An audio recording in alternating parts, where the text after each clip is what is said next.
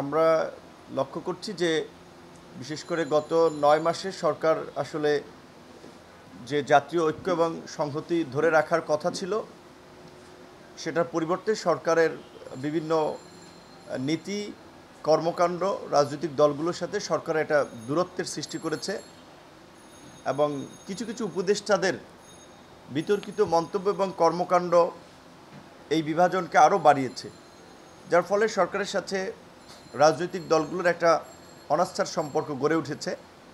আমরা বারবার এই জুলাই আগস্টের সংগঠিত গণহত্যা এবং বর্বরতার বিচার, রাষ্ট্র সংস্কার এবং নির্বাচনী রোডম্যাপের কথা বললেও আমরা বিচার সংস্কার কিংবা নির্বাচনী রোডম্যাপ কোনোটারই কোনো সুস্পষ্ট দিক নির্দেশনা বক্তব্য সরকারের কাছ থেকে পাই নাই, যেখানে আমাদের কাছে মনে হচ্ছে যে অন্তর্বর্তীকালীন সরকার লক্ষ্য উদ্দেশ্যহীন গন্তব্যে ছুটছে, যার ফলে একের পর এক আন্দোলন এবং এই আন্দোলনগুলো এটা পরিষ্কার করে যে সরকারের প্রতি জনগণের অনাস্থা রয়েছে। জাতীয় নাগরিক পার্টি বা এনসিপি এই আন্দোলনে নেতৃত্ব দানকারী ছাত্রদের একটি অংশের সমন্বয়ে গঠিত একটি রাজনৈতিক দল। একদিকে তারা রাজনৈতিক দল, অন্যদিকে তাদের দুজন আবার উপদেষ্টা পরিষদে রয়েছে। ঢাকা মহানগর দক্ষিণে আদালত যেখানে বিএনপি নেতা ইশরাক হোসেনকে আপনার মেয়র হিসেবে দায়িত্ব নেয়ার জন্য নির্দেশনা দিয়েছে, সেখানে এনসিপির এই উপদেষ্টা আসিফ মাহমুদ কিন্তু দেখেছেন আপনারা সেটার বিরুদ্ধে অবস্থান নিয়েছে, যার ফলে ইশরাক হোসেনের সমর্থকরা আন্দোলন করছে।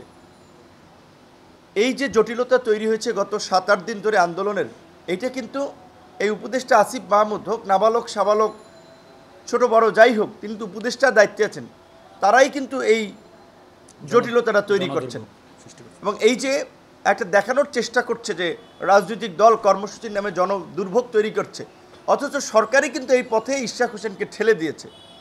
একই সাথে আপনারা যদি দেখেন ঢাকা মহানগর উত্তরে নিষিদ্ধ ঘোষিত সংগঠন হিজবুত তাহরীরের সাথে জড়িত, জঙ্গিবাদের কার্যক্রমের সাথে জড়িত, যাকে 2 বার গ্রেপ্তার করা হয়েছিল, সেই মোহাম্মদ এজাজের মতো একজন বিতর্কিত ব্যক্তিকে আপনার উপদেষ্টা পরিষদ এই আপনার উত্তরের প্রশাসক হিসেবে নিয়োগ দিয়েছে।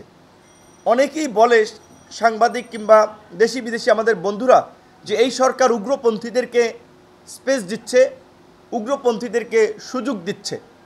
তো এখন এজাজের নিয়োগের মাধ্যমে কিন্তু এটা পরিষ্কার যে হ্যাঁ, সরকারের নিষিদ্ধ ঘোষিত হিজবুত তাহরীর জঙ্গিবাদের সাথে অভিযুক্ত তাদেরকেও সরকার সরকারি দায়িত্বে বসাচ্ছে।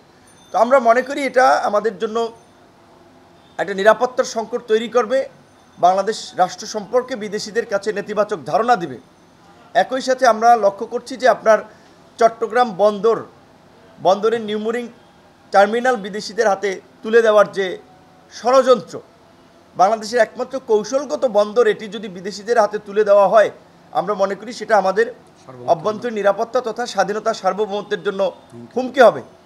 আমাদের যদি ল্যাকিংস থাকে, সরকার বাইরে থেকে এক্সপার্টিস আনুক, টেকনোলজি আনুক, পয়সা খরচ করুক এবং প্রতিযোগিতার মাধ্যমে দেশীয় প্রতিষ্ঠান দ্বারা পরিচালনা করুক।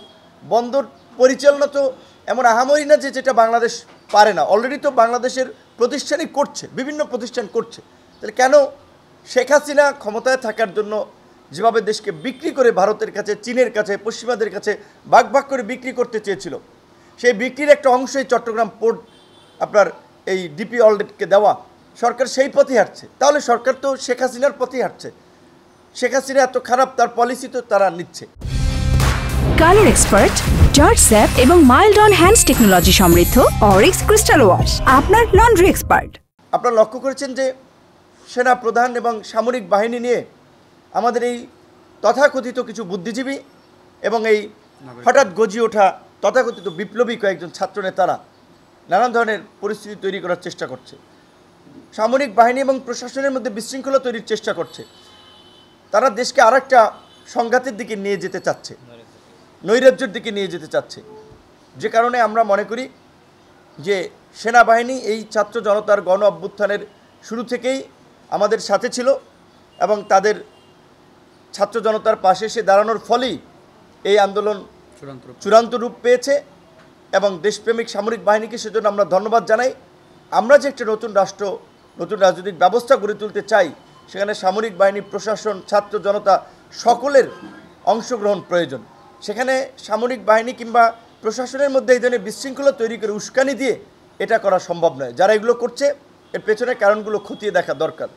সেখানে সেনাপ্রধান পরিষ্কারভাবে এই রাজনৈতিক নেতৃবৃন্দ যেটি দীর্ঘদিন ধরে বলে আসছে যে সুনির্দিষ্ট নির্বাচনের রোডম্যাপ ঘোষিত না হলে দেশি বিদেশি বিনিয়োগকারীরা আস্থা পাবে না, দেশে স্থিতিশীলতা আসবে না। সেনাপ্রধান সেটা কিন্তু বলেছে, আপনারা দেখেছেন যে নির্বাচন ডিসেম্বরের মধ্যে করিডোর বন্ধ না দেওয়ার জন্য, যেটা তো আমাদের দাবি ছিল। তো ওনার এই বক্তব্যগুলো তো আমাদের সাথী জনগণের চিন্তারই একটা প্রতিফলন আমরা দেখতে পাচ্ছি। তো সেই জায়গা থেকে আমরা সরকারকে বলবো যে দেশের এই অস্থিরতা কাটিয়ে উঠতে সুনির্দিষ্ট নির্বাচনী রোডম্যাপ ঘোষণা করুন সেপ্টেম্বরের মধ্যেই।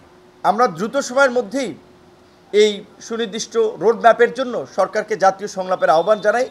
সরকার যদি রোডম্যাপ ঘোষণা না করে তাহলে আমরা আমাদের জায়গা থেকে, যেহেতু আমরা আন্দোলন করেছি, ফ্যাসিবাদ হটিয়েছি, আমরা রাজনৈতিক দলগুলোর সাথে আলাপ আলোচনা করে প্রয়োজনে আমরা রাজপথে নামব সুনির্দিষ্ট রোডম্যাপের দাবিতে।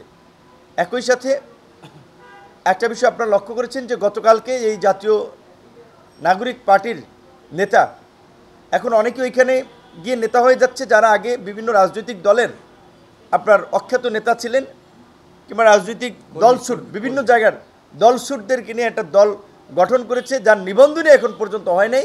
তারা নির্বাচন কমিশনের সামনে গিয়ে নির্বাচন কমিশনকে আপনার বিতর্কিত করে মন্তব্য করছে। নির্বাচনই তো হয় নাই, তাহলে নির্বাচন কমিশনের ভূমিকা নিয়ে কিভাবে তারা প্রশ্ন তোলে? আর তারা তো নিবন্ধিত দলই না, সেখানে তারা নির্বাচন কমিশনের পদত্যাগ চাচ্ছে। অথচ এই নির্বাচন কমিশন গঠনের সময় তারা সহ কিন্তু সবাই আমরা মতামত দিয়েছিলাম, এবং আমরা মনে করি এগুলো নির্বাচন পেছানোর জন্য ষড়যন্ত্র, এবং এদেরকে কারা ইন্ধন দিচ্ছে এই বিষয়গুলো খতিয়ে দেখতে হবে, এবং রাজনৈতিক সচেতন মহলকে এই বিষয়ে অকেবাল থাকতে হবে যে এরা কেন এই নির্বাচন কমিশন বাতিলের দাবি তুলছে হঠাৎ করে, যে নির্বাচনই যারা করে নাই এবং যাদের নিবন্ধনই হয়নি তারা কিভাবে নির্বাচন কমিশনের সামনে গিয়ে বিশৃঙ্খলা করে। এবং আপনারা দেখেছেন সরকারের মধ্যে যে তিনজন ভারী বা বয়সে প্রবীণ অভিজ্ঞ মোটামুটি যে তিনজন উপদেষ্টা, আসিফ নজরুল, ওয়াহিদুদ্দিন মাহমুদ, সালেউদ্দিন মাহমুদ, তাদেরকে নিয়েও তারা আপনার বিরূপ মন্তব্য করেছে যে তারা নাকি বিএনপির মুখপাত্র। এই লোকগুলো কি বিএনপির কোনো পদ পদবিতে ছিল? আসিফ মাহফুজরা তো নাগরিক পার্টি করেন, একসাথে রাজনীতি করেছেন, তারা তো নাগরিক পার্টিতে আছেন।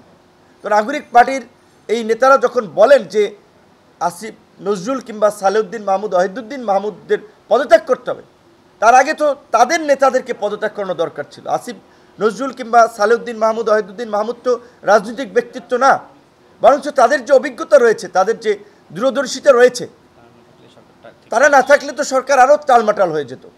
সেখানে তাদের পদত্যাগ চাওয়া হচ্ছে। এখন আমরা আসলে শঙ্কিত যে তাদের পদত্যাগ চাওয়া হচ্ছে, মানে এইটি আবার কোন কারণে, নতুন কোন ষড়যন্ত্র? সেই জায়গা থেকে আমরা প্রধান উপদেষ্টাকে বলতে চাই, আপনি অত্যন্ত সম্মানিত ব্যক্তি, এই সমস্ত ছোকরারা আপনাকে অসম্মানিত করার পথের দিকে নিয়ে যাচ্ছে, আপনি এদের ফাঁদে পড়েন না। আপনি যদিও শুরুর দিকে বলেছেন যে ছাত্ররা আমার নিয়োগকর্তা, এইটা বলেই ছোকরাদেরকে মাথার উপরে তুলে দিয়েছেন, আর তারা এখন ধরাকে সরা জ্ঞান মনে করছে। মধ্যরাতে বিভিন্ন বাড়িতে গিয়ে আপনার দিনের বেলা টাকা পয়সা দাবি করছে, না দিতে পারলে মধ্যরাতে তাকে আপনার হানা দিচ্ছে। তা এটা কী ধরনের একটা পরিস্থিতি? তাকে আপনার হেনস্থা করার জন্য আবার পুলিশ গেলে তাদের সাথেও বাকবিতণ্ডতে তাকে গ্রেপ্তার করতে হবে, এই করতে হবে। এবং রাজপথে আমরা আওয়ামী লীগ নিষিদ্ধের দাবিতে আন্দোলন সংগ্রাম করেছি, লীগ ধর নিষিদ্ধ কর স্লোগান দিয়ে এখন তারা লীগের নেতাদেরকে ফোন দিয়ে তাদের দলে বেড়াচ্ছে, বিভিন্ন জায়গায় যোগদান করাচ্ছে। এই নিষিদ্ধ সংগঠনের লোকজনকে একদিকে উত্তরে প্রশাসক বসাচ্ছে, একদিকে দলে অন্তর্ভুক্ত করছে। এদের কর্মকাণ্ড জাতীয় ঐক্য এবং সংহতির পথে একটা বড় ধরনের অন্তরায় হয়ে দাঁড়াচ্ছে। এই বিষয়ে আমাদের সচেতন থাকা দরকার, এবং প্রধান উপদেষ্টাকে আমরা বলবো যে অনতি বিলম্বে আপনি রাজনৈতিক দলগুলোর সাথে আলাপ আলোচনা করে নির্বাচনের একটা সুনির্দিষ্ট রোডম্যাপ দিন। নির্বাচনের রোডম্যাপ ছাড়া এই রাজনৈতিক অস্থিরতা কাটবে না, দেশে স্থিতিশীলতা আসবে না, এবং রাজনৈতিক দলগুলোর সাথে আপনার সরকারের দূরত্ব কাটবে না। নির্বাচনের রোডম্যাপ ঘোষিত না হলে আমরা রাজপথে নামতে বাধ্য হব, এটাই আমাদের ফাইনাল কথা।